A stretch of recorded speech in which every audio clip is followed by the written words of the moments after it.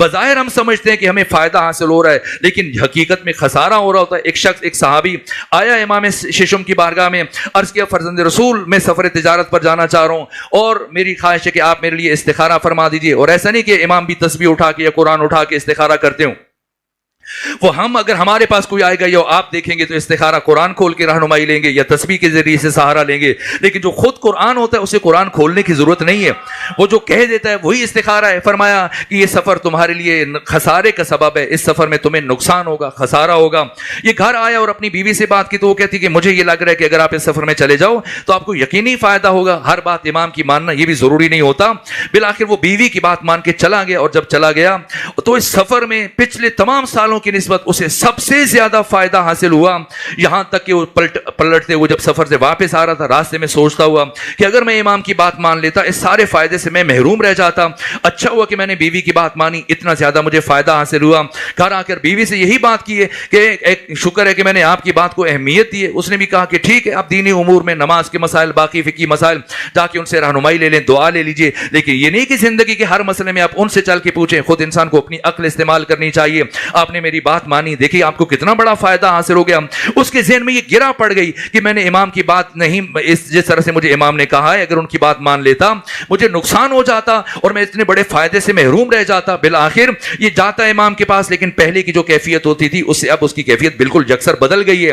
اب شک کی نگاہ سے امام کو دیکھتا ہے، لیکن جرأت نہیں ہوتی کہ اظہار کرے، اور ایک دن بالآخر اپنی دل کی بات کو زبان پر لے آیا، کہنے لگا امام اگر آپ ناراض نہ ہوں تو فلاں موقع پر جب میں آپ کی خدمت میں حاضر ہوا تھا آپ سے رہنمائی لینے کے لیے کہ بتائیں کیا کروں، یہ سفر کروں یا نہ کروں، میرے لیے فائدہ ہے یا ضرر ہے، تو آپ نے فرمایا کہ تمہارے لیے خسارہ ہے، تم اس سفر کو اختیار نہ کرو، لیکن میں نے آپ کی بات کو نہ مانا اور گھر والوں کی بات کو مان کے تجارت کے لیے چلا گیا اور مجھے اتنا زیادہ فائدہ حاصل ہوا، تب سے میرے دل میں گرا پڑ گئی ہے، میں چاہتا ہوں کہ آپ میری رہنمائی کر دیں۔ تب امام جعفر صادق علیہ السلام نے فرمایا کہ بتاؤ فلاں موقع پر فلاں وقت جب تم اس سفر تجارت میں دن بھر معاملات کرتے رہے، یہاں تک کہ بہت رات گزر گئی، آدھی رات تک تم معاملہ کرتے رہے، لین دین کرتے رہے، اور جب تم آدھی رات کے قریب سوئے تو اتنے تھکے ہوئے تھے کہ جب تمہاری آنکھ کھلی تو سورج طلوع کر چکا تھا، اور اس دن تمہاری فجر کی نماز قضا ہو گئی تھی، ضائع ہو گئی تھی۔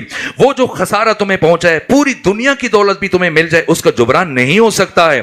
یہ سمجھنا ہے نماز کو اول وقت میں ادا کرنے، اس کی اہمیت کیا ہے، اس سے متعلق بس میں کل گفتگو کروں گا۔ ان 11 آیات کے تناظر میں بہت ساری باتیں میری خواہش تھی میں آقا یوسف زہرا امام زمانہ کی شخصیت سے متعلق بھی چند اہم باتیں آپ کی خدمت میں عرض کروں، لیکن وقت گزر رہا ہے۔ کل جو نماز مغرب کی مجلس ہے خیابان ادھر وہاں پر بارگاہ علمدار میں، وہاں پر بھی بیان کروں گا، یہاں موضوع چھوڑ رہا ہوں، اور اس کے بعد پھر یہاں آپ کی خدمت میں کوشش کروں گا ان 2 مجالس میں جو آپ کی خدمت میں عرض کر سکوں یہ واجبات ہیں، اور اس کے ساتھ پھر نوافل کی اہمیت کیا ہے، نوافل کی حکمت کیا ہے، نوافل کا فلسفہ کیا ہے، کیوں اللہ نے نوافل کو اتنی زیادہ تاکید کے ساتھ ادا کرنے کا حکم دیا، اس کی جو فلسفی ہے، اس کی جو حکمت ہے، واجب میں جو کمی رہ جاتی ہے اس کو جبران کرنے کے لیے، اور بھی اس کے بعد بہت سارے محلات ہیں۔ بس میں شرمندہ ہوں، وقت اس مرحلے پر ختم ہو رہا ہے، تو میں رک کر ایک بات عرض کرتا ہوں۔ خود سید الشہداء آقا حسین ابن علی واجب نماز مسجد نبوی میں ادا کیا کرتے تھے، لیکن عصر کے نوافل یہ 8 رکعت آ کر اپنے گھر میں ادا کیا کرتے تھے۔ کیوں اپنے گھر میں ادا کیا کرتے تھے؟ اس لیے کہ ایک 3-3.5 برس کی بچی برابر آپ کا انتظار کر رہی ہوتی تھی۔ یہ امام حسین، یہ وہ تصور ہے، یہ انسانی رابطے، یہ انسانی تعلقات، یہ ان کا درجہ کمال۔ میں بہت چیزیں عرض کرنا چاہ رہا تھا، ممکن ہوا تو کل کچھ باتیں عرض کر دوں گا۔ ایک طرف یزید کا کردار ہے، تمام تر رشتوں کا تنزل، انتہائی پستی، ذلت اور پلیدی اور گراوٹ کی آخری حد کا نام یزید ہے، ان تمام چاروں رابطوں کی دید سے اگر آپ دیکھیں۔ اور دوسری جانب یہ جو 4 روابط مولا متقیان نے بیان فرمائے، ان 4 روابط کا اگر کوئی درجہ کمال دیکھنا چاہتا ہے، پورے اوج عروج معراج رفعت و بلندی پر الہی اور انسانی رشتوں کو کوئی دیکھنا چاہتا ہے، اس کا تجسم دیکھنا چاہتا ہے، عمل میں دیکھنا چاہتا ہے، اس کی تطبیق دیکھنا چاہتا ہے، تو پھر ذات حسین ابن علی، آپ کے یہ 72 ساتھی، آپ کی ازواج، آپ کے بچے بھتیجے، آپ کے بھائی، یہ کمال، یہ کربلا نصاب انسانی ہے، نصاب کمال انسانی ہے۔ اور ان تمام کرداروں میں سے وہ عظیم ترین کردار جسے حسین ابن علی نے اپنے ہاتھوں سے تراشا، جس ہستی نے حسین ابن علی کی محنت کو بچایا، سید العلماء علامہ علی نقی نکن کے جملے کہ اگر حسین ابن علی 2 شہیدوں کو اپنے ہمراہ لے کے نہ جاتے تو کربلا کبھی بھی حجاز سے باہر نہ نکل سکتی، کربلا کبھی عالمی اور آفاقی نہ بن سکتی۔ وہ کون سے 2 شہید ہیں جن 2 شہیدوں نے حسین ابن علی کی مظلومیت کے اوپر مہر تصدیق ثبت کر دی ہے، اور کربلا کو حجاز سے نکال کر قیامت تک आने वाले इंसानों तक पहुंचा दिया। इन दो शख्सियात में से एक का नाम बाबुल हवाइज हजरत अली असगर है और दूसरी मुअज्जमा बीबी का नाम जनाब सकीना बिन्तुल हुसैन है। कौन सकीना बिन्तुल हुसैन? जिस बीबी को हुसैन इब्न अली ने अपनी आकिलाना मोहब्बतों से कैसे परवान चढ़ाया। जैसे मैं बात कर रहा था, नमाज असर के नवाफिल घर में आके अदा करते थे। क्यों? इसलिए कि 3.5 बरस की एक बच्ची 2 जाए नमाजें बिछाकर इंतजार कर रही होती थी कि मेरे बाबा आएंगे और मैं बाबा के साथ मिलकर नमाज पढ़ूंगी। और कभी इस मदनी जिंदगी में एक मरतबा भी ऐसे नहीं हुआ, तमाम तर मसरूफियत के बावजूद, कि जनाब सकीना 2 मुसल्ले बिछाएं और इमाम हुसैन तशरीफ न लाएं। बाएं बच्चियां आमतौर पर अपनी माओ के साथ मानूस होती हैं, लेकिन ये वो बच्ची कि जो अपने बाबा के सीने पे सोने की आदी थी, जिन आकिलाना मोहब्बतों से कल मैं कुछ जुमले आपकी खिदमत में अर्ज कर दूंगा क्योंकि वक्त तमाम हो रहा है। बस मैं एक जुमला, क्या किया इस बीबी ने और क्या किरदार अदा किया है। खुद करबला में क्या किरदार अदा किया, कूफा में क्या किरदार अदा किया, शाम में, इस सारे सफर में हुसैन, ये सिर्फ सानिया ज़हरा शरीकतुल हुसैन नहीं है, सकीनत बिन्तुल हुसैन भी शरीकतुल हुसैन है। कदम कदम पर किस तरह अपने बाबा के मदद की, नुसरत की, हिमायत की, तायद की है। 3 दिन पानी बंद रहा और सबसे ज्यादा पानी से जो मुतासिर था यही बच्चे थे। अगर करबला में बच्चे ना होते तो हमें पता ही ना चलता कि करबला में प्यास भी थी। और ये बच्चे क्या किरदार अदा किया जनाब सकीना ने कि 3 दिनों में 7 मुहर्रम से 10 मुहर्रम तक इन बच्चों को खेमे में जमा करके रखती थी और कोशिश करती थी कोई बच्चा बाहर ना चला जाए। क्यों बाहर ना चला जाए? इसलिए जानती थी कि मेरे बाबा हुसैन इब्न अली इमाम कायनात की हसास तरीन जात है। अगर किसी बच्चे की जुबान से अल अतश का लफ्ज सुन लिया, किसी बच्चे के खुश्क लब देख लिए, मेरे बाबा को तकलीफ पहुंचेगी। अपने बाबा को अजियत से बचाने के लिए, तकलीफ से बचाने के लिए यह जनाब सकीना का किरदार है। यहां तक इस सफर में ये कल किरदार कुछ अर्ज कर दूंगा, शाम पहुंचकर इस बीबी ने क्या किरदार अदा किया। बस आज एक रिवायत रियाजुल कुद्स की पढ़ूंगा। मेरे अजीजों, मक्तल निगारों में यह गुफ्तगू हुई कि करबला में सबसे ज्यादा मसाइब किस पर आए।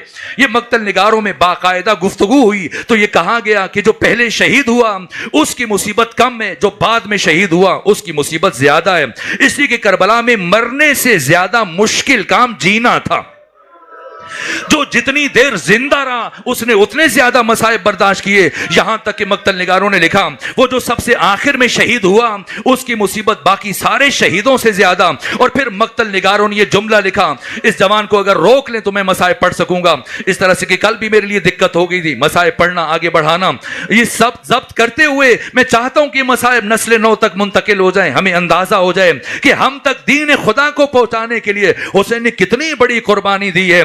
क्या किया ये हुसैन इब्न अली अलैहि वसल्लम जो सबसे आखिर में शहीद हुआ उसकी मुसीबत सबसे ज्यादा। और फिर मक्तल निगारों ने यह जुमला लिखा है कि सारे शहीदों की मुसीबत एक तरफ और एक एक कैदी की मुसीबत एक तरफ। और फिर मक्तल निगारों ने यह जुमला लिखा कि सारे कैदियों की मुसीबत एक तरफ और हुसैन इब्न अली की छोटी बेटी सकीना की मुसीबत।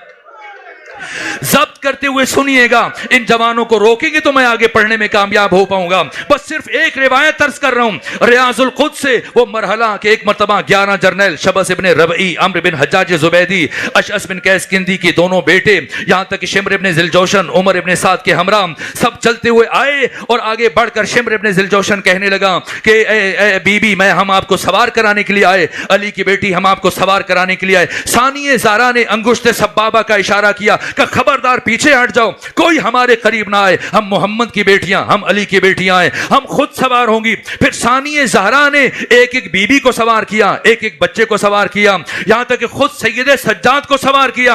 और सबको सवार कराने के बाद उस बच्ची को सवार किया जिसकी खुसूसी तौर पर इमाम हुसैन ने वसीयत फरमाई थी कि ज़ैनब मेरी सकीना का बहुत ख्याल रखना। जनाब सकीना को सवार किया और फिर सानिया ज़हरा ने इरादा किया कि आगे बढ़कर खुद जनाब सकीना के साथ सवार हो जाएं। लेकिन जैसे ही सानिया ज़हरा आगे बढ़ी सवार होने के लिए, एक मरतबा शिम्र इब्न जिलजोशन जो काफी देर से गुस्से से खोल रहा था कहने लगा, अली की बेटी मैं इस बच्ची के साथ किसी और को सवार नहीं होने दूंगा, मैं इस बच्ची के साथ किसी और को सवार नहीं होने दूंगा। सानिया ज़हरा ने फरमाया इस बच्ची ने कभी महमल पर अकेले सफर नहीं किया, कैसे मुमकिन है कि ये बच्ची बगैर महमल के इतना बड़ा सफर कर सके, ये बच्ची गिर जाएगी। शिम्र कहने लगा ना अली की बेटी, मैं ऐसा इंतजाम करूंगा ये बच्ची नहीं गिरेगी, ये बच्ची नहीं गिरेगी। ये कैसे अर्ज करूं। एक मरतबा शकी ने आगे बढ़कर जमीन से زمین سے رسی کا ایک ٹکڑا اٹھایا اور اس رسی کا ایک سرا جناب سکینہ کے ایک پاؤں کے ساتھ باندھا.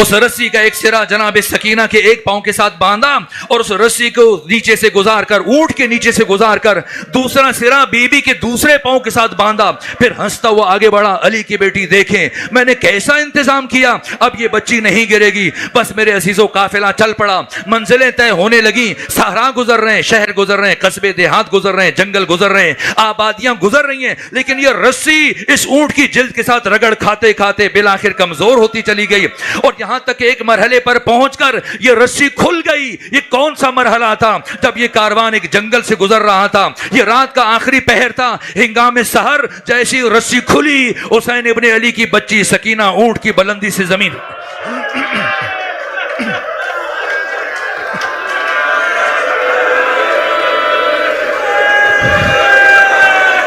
جناب سکینہ زمین پر گری. لیکن چونکہ رات تھی, سناٹا تھا, خاموشی تھی, سکوت تھا, اندھیرا تھا, کسی کو پتہ نہ چلا کہ حسین کی بچی گر چکی ہے. اس کے باوجود چند قدم طے ہونے کے ساتھ یہ کاروان رک گیا اور جیسے ہی کاروان رکا ایک مرتبہ شمر ابن ذوالجوشن غصے سے اپنے سپاہیوں کے پاس پہنچا, کہنے لگا میں نے تمہیں منع کیا تھا میری اجازت کے بغیر نہ رکنا, کیوں رک گئے ہو, کیا ہوا؟ کہا کہ کیا کریں, یہ نیزہ جس پر سر حسین ابن علی سوار ہے یہ نیزہ زمین میں گڑ گیا اور اٹھانے کے باوجود ہم سے نہیں اٹھ رہا. شمر ہے, قاتل حسین ہے, لیکن جانتا ہے کہ سر حسین کیسے آگے بڑھے گا. یہ نہیں کہا کہ 2 اٹھاؤ, 3 اٹھاؤ, 4 اٹھاؤ. اس شقی نے تازیانہ لیا, چلتا ہوا امام سجاد کے پاس آیا اور پھر پوری طاقت سے امام سجاد کی پشت پر اس شقی نے تازیانوں کی بارش کر دی. اتنے تازیانے مارے کہ امام سجاد کی پشت سے خون جاری ہوا.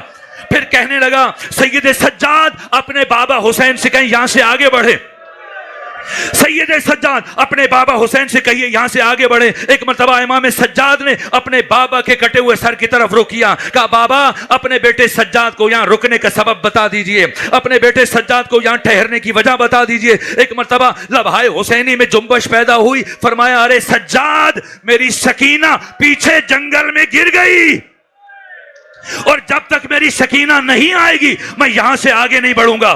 بس میرے عزیزو جیسی الفاظ ثانی زہرا کے کانوں سے ٹکرائے, صاحب منہاج الدموع نے لکھا ہے, صاحب ریاض القدس نے لکھا, ایک مرتبہ علی کی بیٹی نے خود کو اونٹ کی بلندی سے زمین پر گرا.